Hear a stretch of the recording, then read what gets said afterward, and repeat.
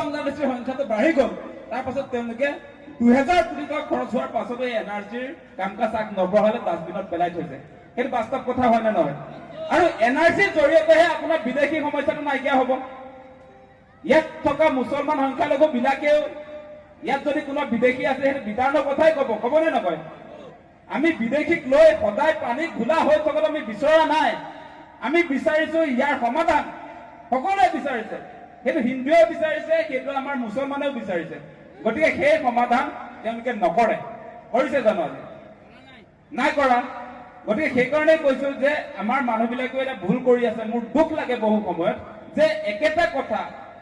একেটা কথা মানে এই বিদেশী সমস্যাক লৈ যে তেওঁলোকে প্ৰতিটো নিৰ্বাচনত বা প্ৰতিটো সময়ত যে ৰাজনীতি কৰে সেইটো আৰু কিমান দিনলৈ চলিব কিমান দিনলৈ আৰু সেইবিলাক চলি থাকিব গতিকে সেইকাৰণে আপোনালোকে দেখিব যে মূল জেগাত যে চৰকাৰ নাযায় আজি আপোনালোকে চাবলৈ মূল্য বৃদ্ধিৰ কথাটো কৈ দিওঁ এইখিনিতে যে আজি বিজেপি চৰকাৰে আপোনাৰ মূল্য বৃদ্ধি হ্ৰাস কৰিম বুলি আহিছিলে আজি তেওঁলোকৰ দিনত 3 টকীয়া আপোনাৰ কণীৰ দাম আজি 10 টকা হৈছে নে নাই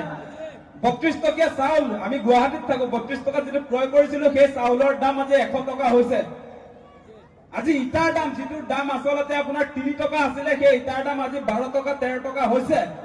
আজি সিমেন্টৰ দাম যিটোৰ দাম আচলতে আগতে 200 টকা 250 টকা আছিলে তাৰ দাম আজি 500 পৰা 600 টকা হৈছে আজি ৰডৰ দাম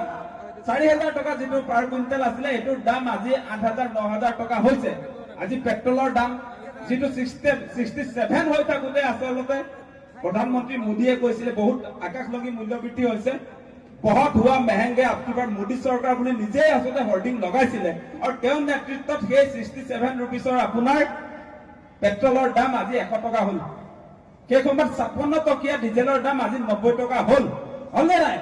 আৰু তেওঁ আৰু ডাঙৰ ফুটনি এটা মাৰিছিলে যে সাংঘাতিক ধৰণে ভাৰতীয় টকাৰ মূল্য পতন হৈছিলে সেই কথাটো কৈছিলে 2013-14 চনতে তেওঁ বোলে চৰকাৰলৈ যদি আহে প্ৰধানমন্ত্ৰী যদি হয় 1 rupee equal to আপোনাৰ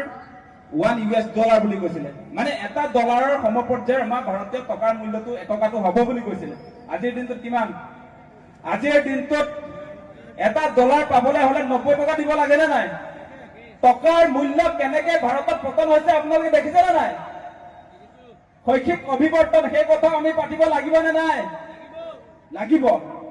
গতিকে এই মূল কথাবিলাক কিয় তেওঁলোকে নকৰে এই হিন্দু মুছলমানটো চলাই দিলেই একো কৰাৰ প্ৰয়োজন নাই